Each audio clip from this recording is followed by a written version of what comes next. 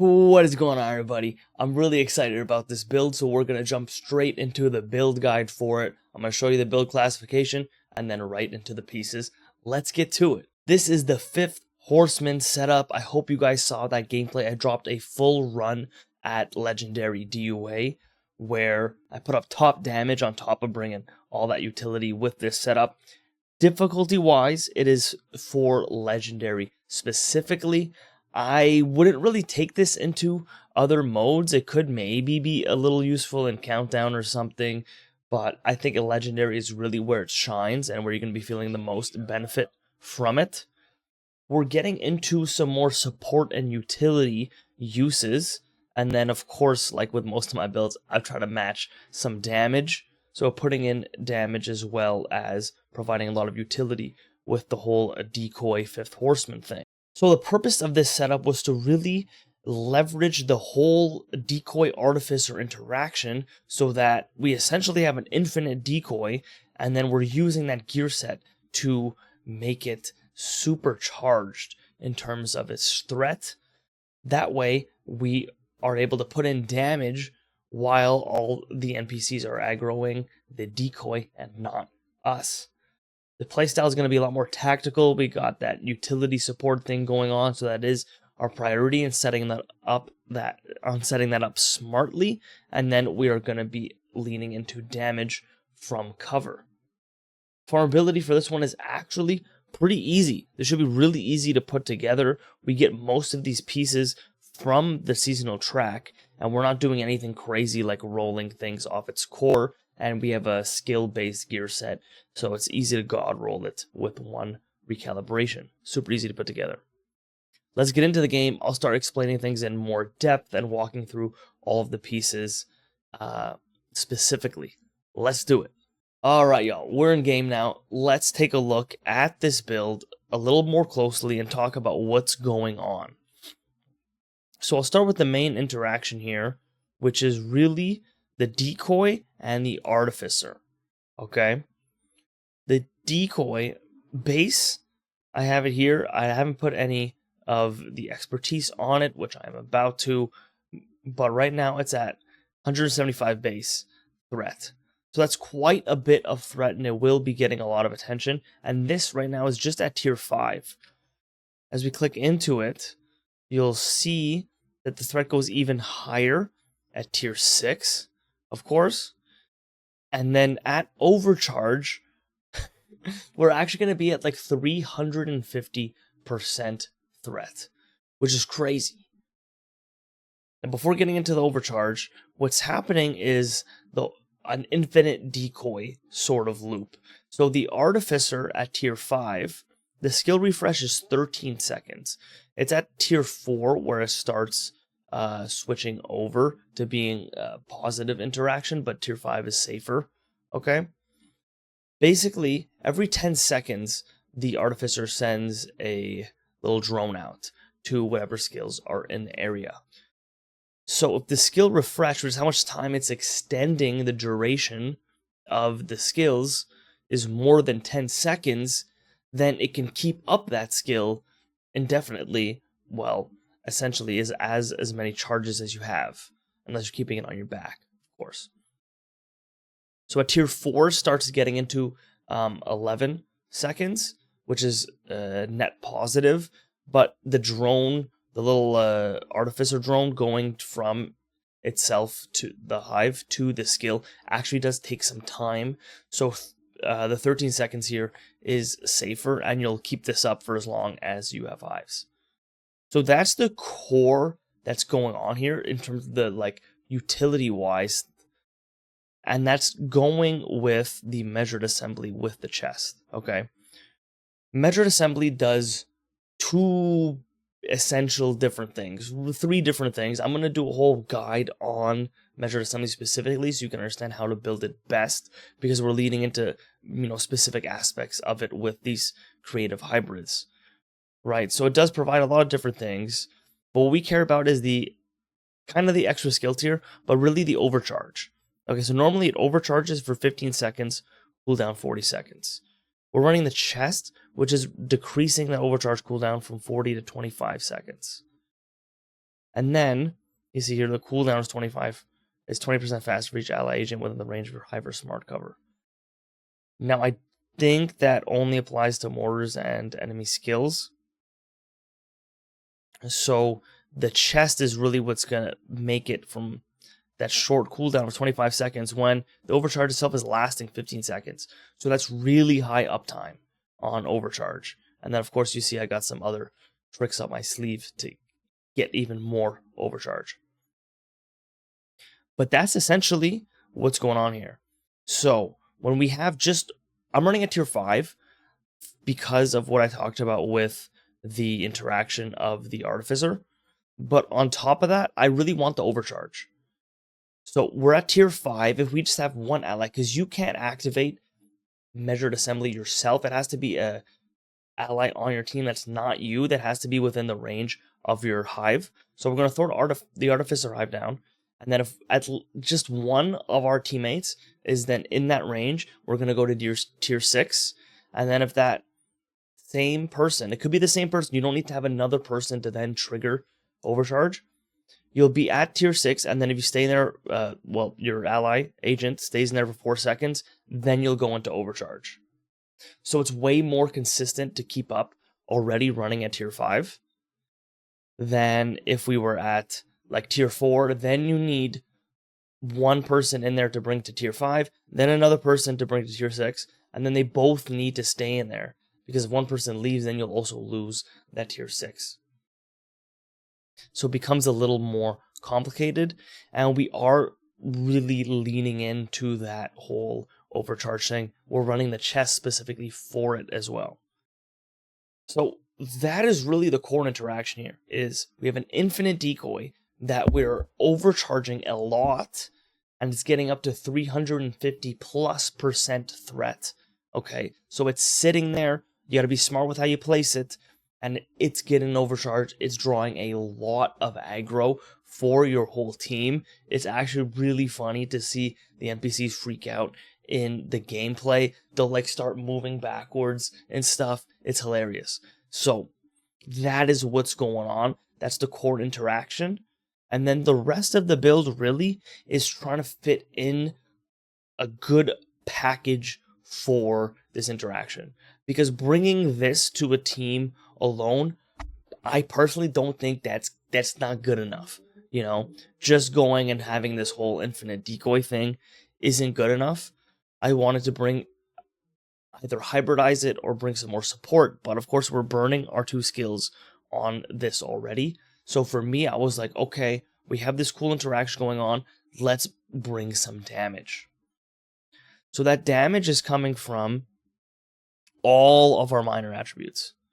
You can see I have crits everywhere across all my pieces. And then on top of that, I'm also running 2 reds. Like I said, I'm tier 5, we're running Technician. Obviously, you need to for the Artificer Hive. And then Technician is also giving us a skill tier. So we're able to run 2 reds on our pieces. Measured Assembly comes with the skill tier, and then you just reroll crit on it. That's why I said it's really easy to farm, because you'll get all these 4 pieces of Measured Assembly God easily. Then our backpack slot is the big decision here. So we essentially get 1 high-end piece. I'm going to talk about this last, but that is definitely a lock. We get 1 extra piece. We can choose where it goes. For me, I really wanted to lean into damage. I don't think the backpack from Measured Assembly was like useful enough on this build to make me be like, okay, I really need to run the backpack. I wanted to bring up the damage side of this hybrid more. The Artificer thing going on, we're already providing a lot of utility with the decoy and that whole section. So then being able to bring some more damage to the table, I think was really important. So that's where I'm choosing. Honestly, I don't know if this is the best pick. I had a God rolled gift already that comes with Perfect Vigilance. Perfect Vigilance doesn't actually increase your peak damage, it just makes that cooldown shorter. I honestly I've been farming for a better backpack. I would either go with a Fenris backpack with Vigilance so we get better base damage on our main weapons. Actually, we're using assault rifles. Or you could go with maybe a Cheska or a Gruppo. If you make a red builds, you probably already have one of these backpacks. Test it out, see which one you like the most, which one does the most damage. I'm still trying to figure it out, but for now, I've been using this because I don't have another God roll piece on this character. But I think running one of the damage brands, all red, Vigilance, that's what's going to be putting in a lot of our damage for us. The talents are really powerful, so even though we're only running 2 reds, we have crits everywhere, and then Vigilance. The reason why we really don't need perfect Vigilance as well is because the whole thing of the build is that they're shooting the decoy and not us, so I'm not really worried about Vigilance getting disabled that much. I'd rather go for crit with the brand and then deal with the 1 second longer cooldown if we do get hit from Vigilance. So that's our damage piece. We're going to keep going on damage and now actually talk about the weapon choices here. And I actually went with the capacitor. Because we're already running at tier 5, the capacitor comes with really nice crit mods, and at base, we're getting 7.5 weapon damage back for each skill tier. So we're running at tier 5. That's quite a bit of weapon damage that we're getting from a build that's hybridized and so invested into skill tiers in the first place. We're getting the equivalent of half of them back in terms of like red rolls. So that's like actually 2.5 reds. And then that's going to increase because our skill tier is actually going up with measured assembly. So we're essentially going to be at tier 6, which is the equivalent of 3 reds plus the 2 that we already have. That's pretty sweet. And I think the capacitor is the best choice here. It rolls with damage to armor, which is special because all other assault rifles come with health damage. Honestly, I'd probably take health damage. It's more useful in legendary. But this is pretty cool. And then, like I said, it comes with really nice crit mods. You get 10% chance and then 30% crit damage. That's pretty powerful.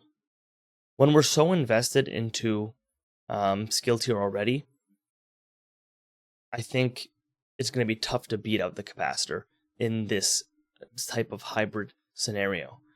Even, thinking of us running something with in sync, we are running skills, but our skills aren't doing damage, and they have to be doing damage to proc in sync and then get both of them at the same time. So that actually isn't going to work out for us, and that's why the capacitor I think is the best choice. And then going into the other weapons, I have something with Future Perfect.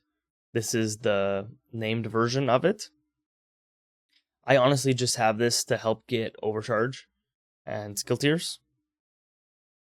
And then the TDI card custom with Future Perfect is really cool because pulling this out will give us the skill tier. So we are running a tier 5 base. Pulling this out will then make us tier 6, and then getting a kill will automatically put us into overcharge. Whereas with the assault rifle, you're going to need 2 kills if you don't have an ally within the range of your hive to make you into tier 6. Alright, so we've got utility, we've got damage. What's the last thing we need to fill out? That is where I am going for the nimble holster again. I have honestly been loving it. I'm going to finish up with the expertise and probably put some on this because I've been using it so much. This talent here is unparalleled levels of armor repair from one piece.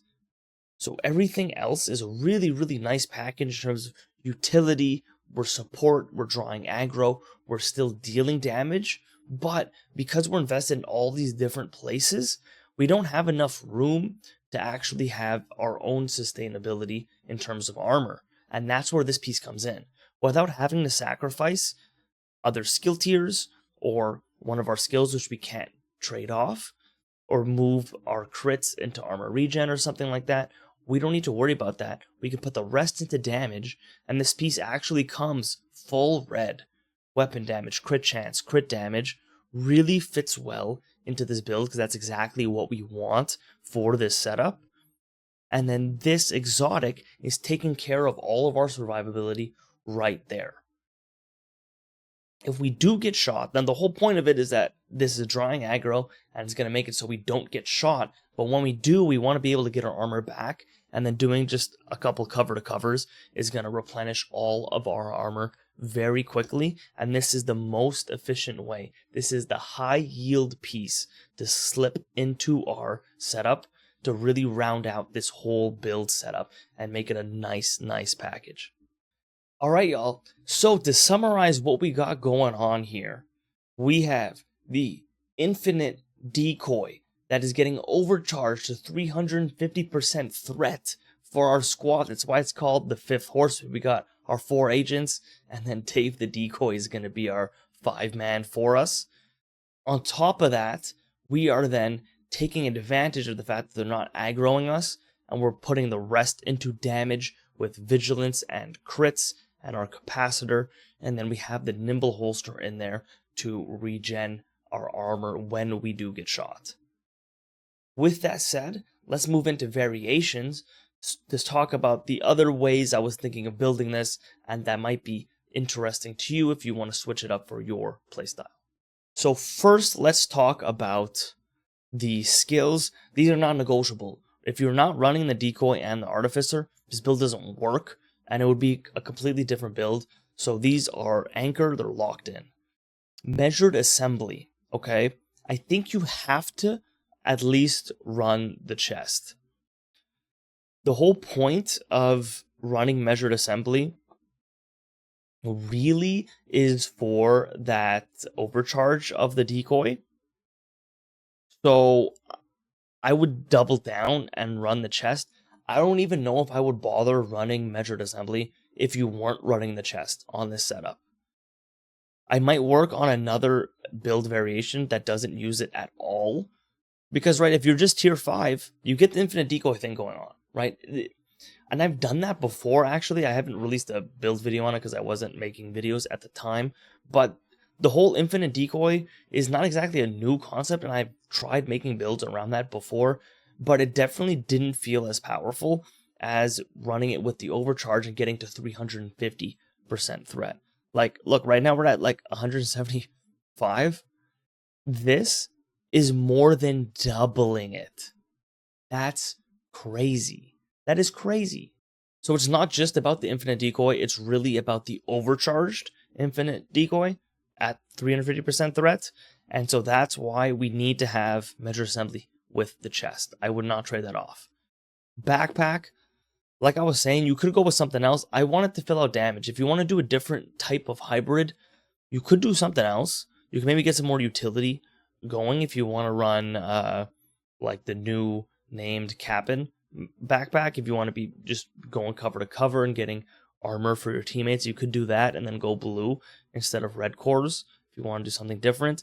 I don't think that's as useful, to be honest. I like going damage and contributing to the team that way. So you could play around with your backpack. If you think you're getting a lot of kills and stuff too, you could run like an on-kill mechanic, like Unstoppable Force. Again, I wouldn't in Legendary, especially because we're not a full red build. This is going to have way more uptime. But this is a piece that's swappable. We had talked about swapping into running the... Here we go. The measured assembly backpack. This is really powerful, actually. It's really powerful, but I just don't think it fit into this build. This is going to make the cooldown for destroying the, basically the Sui drones and the mini tanks down to 1 second. Grenades still pass through, which really sucks for measured assembly and for legendary. If grenades were caught, I'd probably consider running the backpack. But right now, in gameplay, it wasn't as useful, especially on this setup. I was way happier having the damage on the backpack than having like even more utility with the reduced cooldown on that side of measured assembly. Nimble holster you could swap out. You could swap out and then you have your exotic back. You could go coyotes if you want more damage. That could be very interesting. There's probably You could go Exodus. That could be really cool too, actually. I might even run some swaps with that. I've just been really liking the nimble holster. The Exodus gloves over here would be a really good pick, because then if you do get cracked, you'll drop the smoke bomb, and that still also regens half of your armor. So that could be a really cool option as well. I just really like having way more reliability on the nimble holster. I can get my armor all the way back to full whenever I want, whereas the Exodus gloves only proc every 40 seconds, and it only refills half your armor, and then you have to go on cooldown again. So I've been liking nimble holster more for this kind of setup. That's a hybrid. And then you could even main mechanical animal if you want. I think you're getting way more damage output running the capacitor, but we're not taking advantage of the extra skill damage that capacitor is giving us. Right now, this is definitely how I'm choosing to run it. I'm pretty happy with it. I might change a few things. I've already tested quite a few different variations that I just talked about. I've played with them already, and this is the conclusion I came to. I'm really liking it. Alright, y'all, I hope you enjoyed another build guide on the Jack of All Trades gaming channel. I've really been loving this build, so I hope you guys got everything you need to know to put it together for yourself and even tweak it for your personal playstyle. I'm going to be dropping more build videos, more gameplay. Stay tuned and subscribe if you like what you're seeing over here. I really appreciate it, and it helps our channel grow. Until the next one, I'll see you. Enjoy.